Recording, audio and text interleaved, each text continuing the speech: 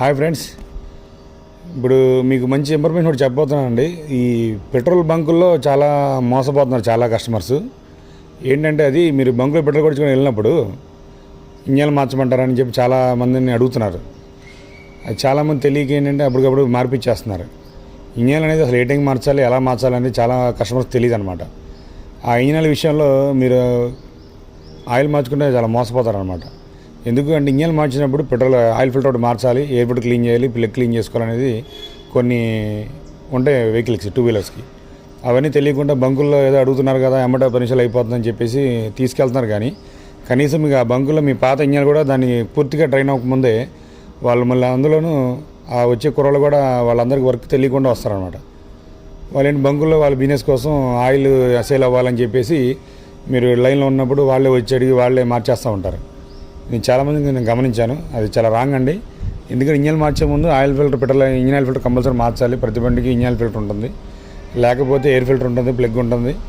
ఇలా చేస్తేనే మీకు మైలేజ్ వస్తుంది. ఇంజన్ ఆయిల్ కూడా టైం మార్చుకుంటే మీకు బండి ఇంజన్ కూడా ఈ కండిషన్ ఉంటుంది అన్నమాట.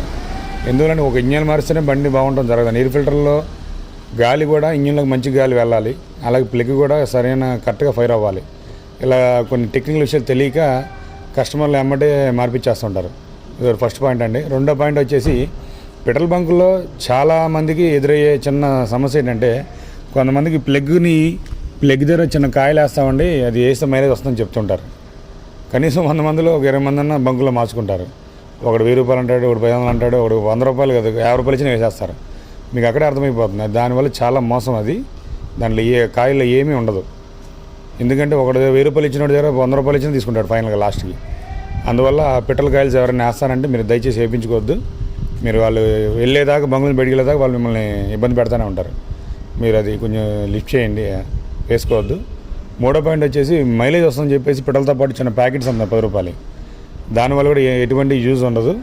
కాబట్టి అవి కూడా అవాయిడ్ చేయండి. బంకుల్లో ఏంటంటే ఈ మధ్య ఈ పెట్రోల్ ఆయిల్ కలిపే ప్యాకెట్లు వాళ్ళు, ఈ ప్లగ్కి పెట్టే వాళ్ళు బయట నుంచి వస్తారన్నమాట. బంకు వాళ్ళు కూడా చెప్పేది ఏంటంటే ఇలాంటి వాళ్ళని మీరు ఎంకరేజ్ చేయొద్దండి. దాదాపు 2 వీలర్ వాడే వాళ్ళందరూ నష్టపోతున్నారు. చాలామంది మళ్ళీ మాలాంటి మెకానిక్స్కి వచ్చినప్పుడు అది తీసేస్తాం అనమాట. అందువల్ల చాలామంది నష్టపోకుండా ఈ వీడియో ఎవరైతే చూస్తున్నారో అందరికీ గ్రూపులో షేర్ చేయండి. ఇలాంటి మంచి కంటెంట్ ఉన్న వీడియోస్ కోసం నరేష్ బైక్ గైడ్ని సబ్స్క్రైబ్ చేసుకోండి. పూర్తిగా ఇలాంటివన్నీ మీరు అవాయిడ్ చేసుకుంటే మీ వెహికల్ కొత్త బండి అయితే షోరూమ్కి వెళ్ళండి, లేదా తెలిసిన మెకానిక్ దగ్గరికి వెళ్ళండి. దయచేసి పెట్రోల్ బంక్ ఇంజన్ మార్చుకోవడం మాత్రం మానేయండి. Thank you.